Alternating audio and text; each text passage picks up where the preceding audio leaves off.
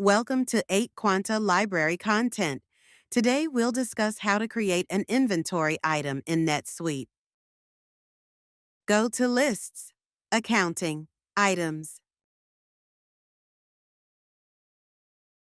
Simply click the Inventory Item link. Choose the custom form you wish to use. For this tutorial, I'll be using the standard inventory part form.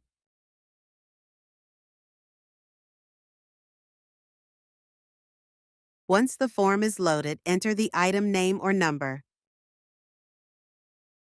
For this video, I'll be using the item name as my display name as well, and will simply copy and paste it into the field.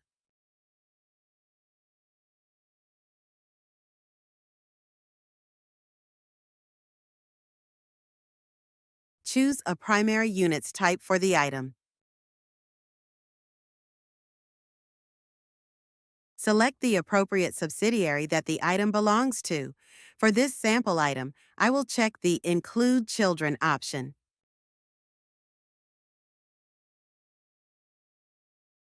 Choose a costing method for the item. In NetSuite, you can select from various costing methods such as average, FIFO, LIFO, and standard costing. For this item, I'll use the average costing method. For the cost category, I'll use the default material.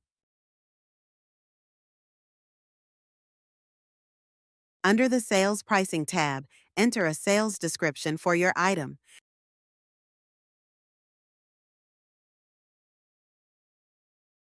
Enter the list or base price for the item.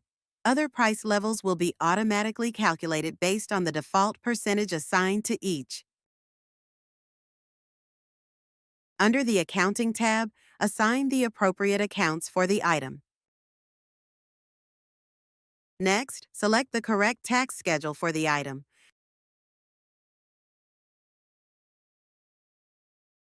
Let's now save the item. You can enter any additional information as needed. Once the item has been saved, verify that all the information entered is correct.